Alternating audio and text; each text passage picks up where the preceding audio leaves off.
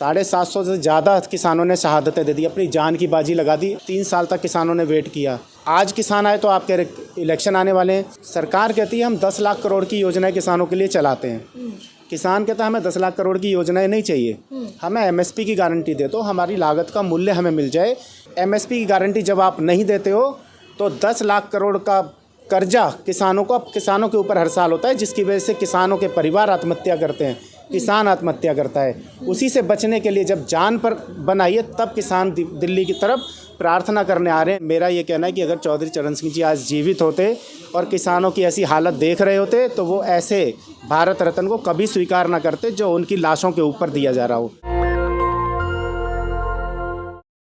नमस्कार, मैं ब्यूटी गिरी और आप देख रहे हैं नेशनल दस्तक। आपको पता है किस तरीके से शंभू बॉर्डर पर सरकार और किसान के बीच लगातार घमासान मचा हुआ है। आज फिर से किसानों ने बॉर्डर क्रॉस करने की कोशिश की और लगातार उन्हें रोकने की कोशिश जो है वो हरियाणा पुलिस कर रही है। हरियाणा सरकार लगातार उन्हें भरपूर, चाहे वो केमिकल हो या हथियार हो, वेपन हो, हर तरीके से इस्तेमाल कर रही है और किसानों को रोकने की पूरी कोशिश की जा रही है। 4 बार की बैठक हुई लेकिन वो बैठक बेनतीजा रहा और इसको लेकर अब किसान तो सड़क पर है ही, अब लगातार वकीलों भी, चाहे वो सुप्रीम कोर्ट के वकील हो या और भी तमाम वकील हो, अब किसानों के समर्थन में वो लगातार आ गए हैं। सर, क्या कहेंगे? लगातार सवाल ये उठ रहा है किसानों पर कि किसानों को आंदोलन करने की ज़रूरत क्या है? जब भी चुनाव आते हैं, करीब होते हैं, तब किसान आंदोलित हो जाते हैं, उनकी मांगों में कोई ना कोई कमी आ जाती है। ऐसे किसान जो है, किसान न रहकर अब आंदोलनकारी हो गए हैं, राजनीति पर उतर आए हैं। देखिए, सबसे पहले मैं आपके चैनल के माध्यम से आपके व्यूअर्स से निवेदन करना चाहूँगा कि जितना हो सके आप किसानों का समर्थन करो, उनका साथ दो, फिज़िकली साथ दो, मेंटली साथ दो और हो सके तो फाइनेंशियली भी उनका साथ दो, क्योंकि किसान पीड़ित है, दुखदाई है, अपनी जान की बाजी लगा रहा है और जान की बाजी वही लगाता है जिसकी जान पर बनाती है। ये हम देश के नागरिक हैं और देश के दूसरे नागरिकों को मरने नहीं देंगे। अगर एक देश का नागरिक बहुत परेशान है, पीड़ित है, तो हमें उसका साथ देना चाहिए। बात रही आपकी एमएसपी की गारंटी की, आप कहते हो कि जब इलेक्शन आता है, जब किसान आता है, आप देखिए 13 महीने किसान दिल्ली के बॉर्डर पर बैठा रहा। 750 से ज़्यादा किसानों ने शहादतें दे दी, अपनी जान की बाजी लगा दी। उसके बाद भी वो शांति से नहीं बैठे हैं। प्रधानमंत्री जी चैनल्स पर आते हैं और माफ़ी मांगते हैं, तीनों कानूनों को, काले कानूनों को वापस लेते हैं और एमएसपी की गारंटी, एमएसपी पे कानून बनाने का आश्वासन देते हैं। अब 3 साल तक किसानों ने वेट किया। अब आज किसान आए तो आप कह रहे इलेक्शन आने वाले हैं। ऐसा टाइम बताओ मुझे जब हिंदुस्तान में चुनाव ना होता हो, किसी ना किसी राज्य में चुनाव आने ही वाला होता है, तो कब बैठेंगे किसान, कब अपनी बात उठाएंगे? तो चौथे दौर की जो बैठक हुई उसमें सरकार ने ऑफर तो किया था, 5 फसलों पर एमएसपी देने की कोशिश की थी 5 सालों के लिए, फिर भी किसानों ने नहीं माना, फिर खारिज कर दिया। देखिए, 5 नहीं 4 वो दलहन पर देना चाह रहे हैं। हाँ। लेकिन किसानों की जो मांग है वो 23 फसलों के ऊपर एमएसपी की मांग कर रहे हैं। हाँ। सरकार कहती है हम 10 लाख करोड़ की योजनाएं किसानों के लिए चलाते हैं। किसान कहता है हमें 10 लाख करोड़ की योजनाएं नहीं चाहिए, हमें एमएसपी की गारंटी दे दो, हमारी लागत का मूल्य हमें मिल जाए। ऐसा कानून बना दो, ऐसा विधान कर दो। लेकिन आप 10 लाख करोड़ के तथाकथित योजनाएं चलाते हैं जो किसानों तक पहुंचता भी नहीं है और 10 लाख करोड़ ऐसे ही खो जाता है।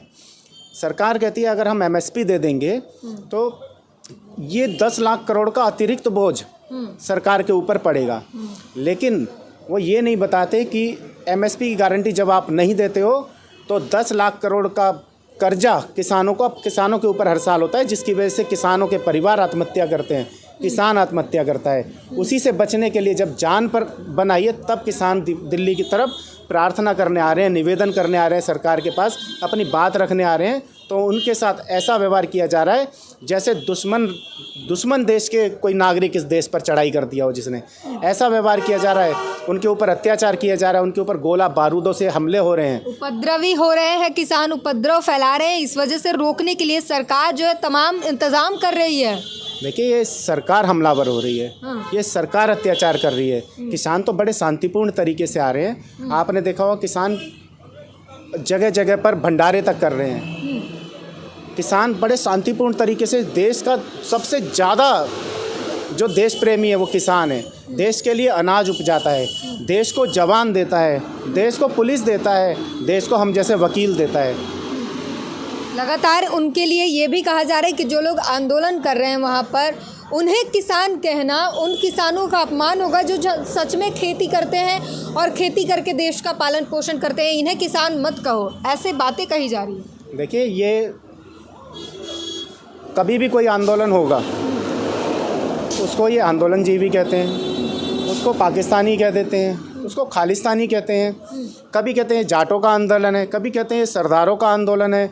अगर कोई महिला आवाज़ उठाती है तो महिलाओं में भी सेपरेट करने की कोशिश करते हैं। ये ऐसा लगता है ये देश के लोग देश से प्यार नहीं करते हैं। ये सत्ता में बैठे लोग देश के नागरिकों से प्यार नहीं करते हैं। ये अंग्रेज़ों से सिर्फ फूट डालो और शासन करो वाली नीति सीखे हैं। ये आंदोलनकारियों से ये नहीं सीखे कि देश को कैसे आज़ाद कराए, देश के नागरिकों के लिए देश की सत्ता को काम करना चाहिए। आज देश पर उन्हीं लोगों ने राज कर लिया जो पूंजीपति लोग हैं, जो उस समय अंग्रेज़ों का साथ देते थे, जो उस समय अंग्रेज़ों के लिए काम करते थे। उन लोगों ने देश पर सत्ता में काबिज हो गए हैं। वो लोग देश के नागरिकों के साथ वही सौतेला व्यवहार कर रहे हैं, वही आक्रामक रुख अपना रहे हैं, वही गुलाम बनाने वाली नीयत से काम कर रहे हैं, जिसका ये विरोध हम किसान भी कर रहे हैं। हम लोग जो किसानों की संतान हैं, हम वकील हैं, दिल्ली में वकालत करते हैं, लेकिन हम भी किसान की संतान हैं। हमारे फादर किसान हैं।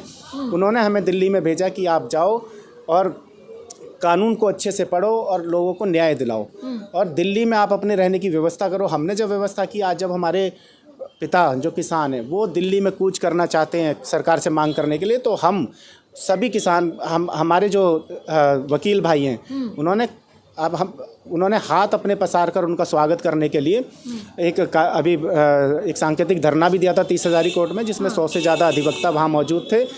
और ये वकीलों ने प्रण किया है कि हम लोग, अब पहले तो हमने सरकार से भी आपके चैनल के माध्यम से भी निवेदन करना चाहते हैं कि सरकार सभी वकीलों को भी वकीलों के लिए भी ये व्यवस्था करे कि वो बॉर्डर पर जाके किसानों का स्वागत करें और उनका साथ दें। सरकार तो ये कह रही है कि आपको आंदोलन ही करना है, प्रदर्शन ही करना है, तो जाइए, बस में दिल्ली जाइए। ट्रैक्टर ले जाने की क्या ज़रूरत है? इतनी बड़ी संख्या में ट्रैक्टर, ट्रॉली और जेसीबी और तमाम भारी भारी मशीनें ले जाने की क्या ज़रूरत है? देखिए, सरकार के पास ड्रोन है, टैंक है, क्रेन है, सरकार के पास हथियार हैं, पुलिस है, फौज है, वो उसका यूज़ कर रही है। किसान के पास जो इतनी दूर से आएगा उसके पास ट्रैक्टर है, तो वो ट्रैक्टर से ही आएगा।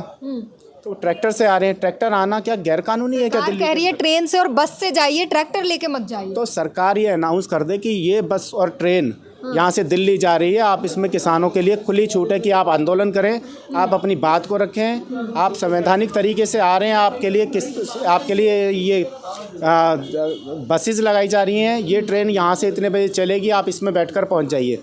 लेकिन सरकार तो किसानों की बसों को भी रोक रही है, जो किसान पैदल आ रहे हैं उनको रोक रही है, जो किसी के साधन से उनके साथ में आ रहे हैं उनको रोक रही है, उनके साथ मारपीट कर रही है, लाठीचार्ज कर रही है, ड्रोन से हमले कर रही है, आंसू गैस गोले की बौछारें कर रही है उनके ऊपर। ये सरकार किसी भी आंदोलन को किसी भी तरीके से कुचलने पर तुली हुई है, लेकिन उनके दुख दर्द में उनका साथ नहीं देना चाहती है। आप कह रहे किसानों के साथ तमाम लोग आए, लेकिन वहाँ पर मौजूद जो किसान हैं उनमें से 3 किसानों की शहादत हो चुकी है, एक एसआईबी की भी शहादत हो चुकी है, 3 किसानों की आंखों की रोशनी चली गई है। नुकसान तो किसानों को ही हो रहा है इसमें किसान, जो आप एसआई की बात कर रहे हो पुलिस वाले की, वो भी किसान की संतानें हैं। उसमें भी अब तो ये जो किसानों की संतानें हैं, किसानों के बच्चे हैं, उनको किसानों के सामने कर, पिछली बार आपने देखा होगा एक जो लाठी लेकर दौड़ रहा था पुलिस वाला, और वो सामने जो था वो उसके खास अपने ही पिता थे। ये काफ़ी वायरल भी हुआ था उस समय कि किसान अपने बेटे के सामने, आप सोचो एक बेटा अपने बाप के ऊपर हाथ उठाता है तो कैसा। ये सरकार ऐसा माहौल बना रही है कि उसके बच्चे अपने बाप के ऊपर हाथ उठा रहे हैं, जबकि ये अपने आप को संस्कृति से जुड़ी हुई सरकार बताती है। सरकार किसानों के सम्मान करती है, तमाम किसानों के वो मसीहा, चाहे स्वामीनाथन हो या फिर चौधरी चरण सिंह हो, उन्हें भारत रत्न से नवाजने का फैसला कर रही है। ये सरकार राजनीति कर रही है। 10 साल सरकार को हो गए, इससे पहले इनको नहीं पता था स्वामीनाथन जी की सिफारिशें क्या थी, उन्होंने क्या काम किया कृषि के लिए।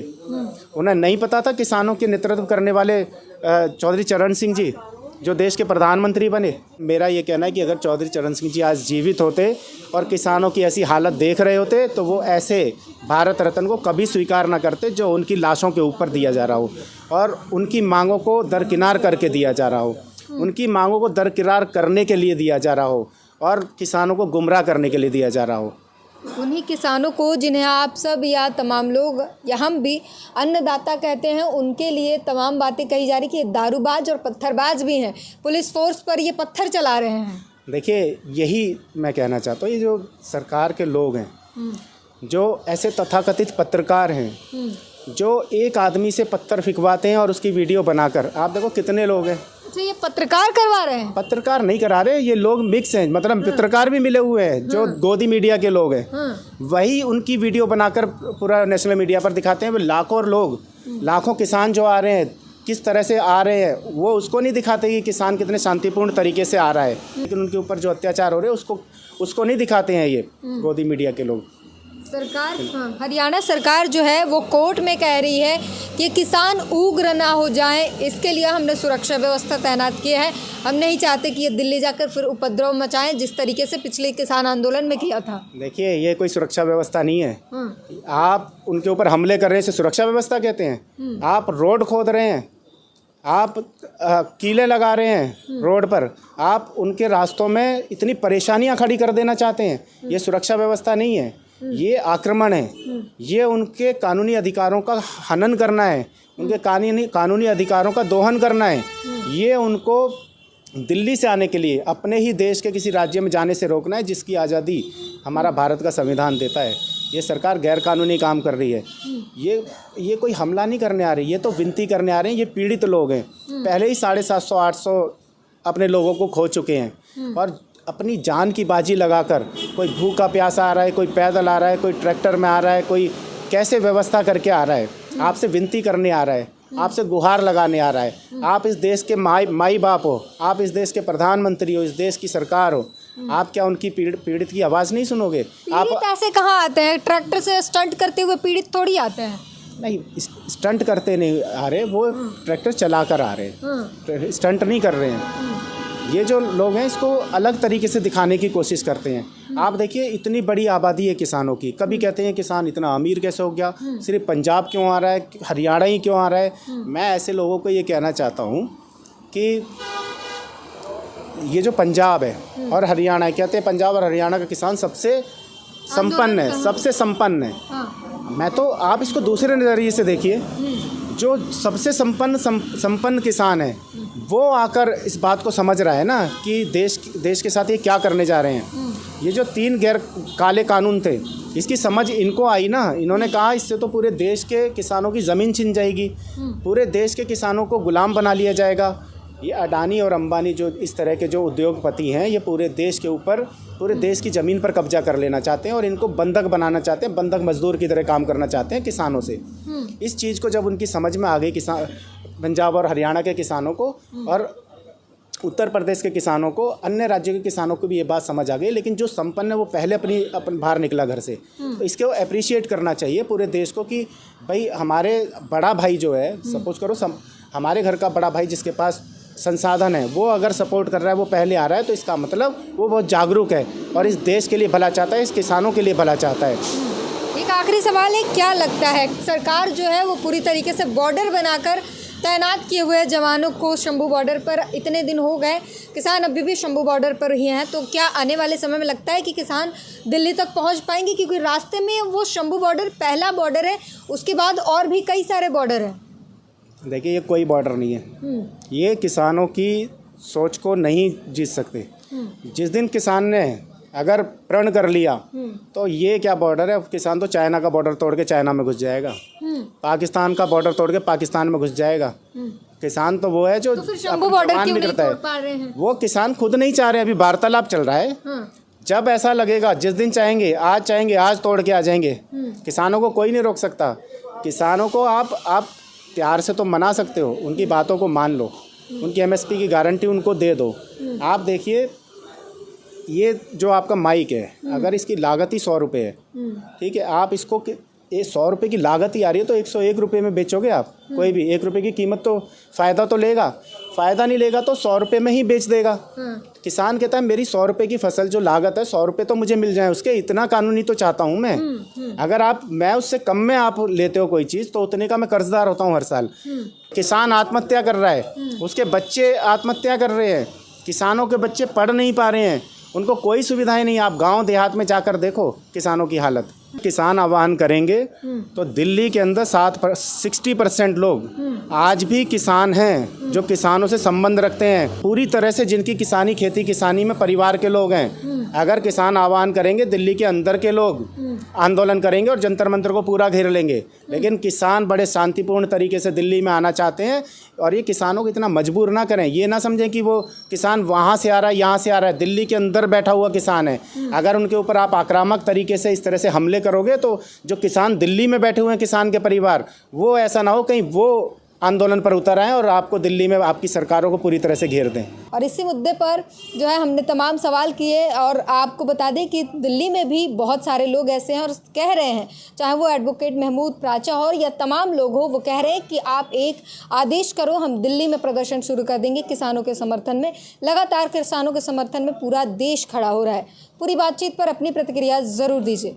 नेशनल दस्तक की आपसे गुजारिश है कि अगर इसको बचाना चाहते हैं तो नेशनल दस्तक को सब्सक्राइब करने के लिए रेड कलर के सब्सक्राइब बटन को दबाएं, फिर बेल आइकन की घंटी दबाएं।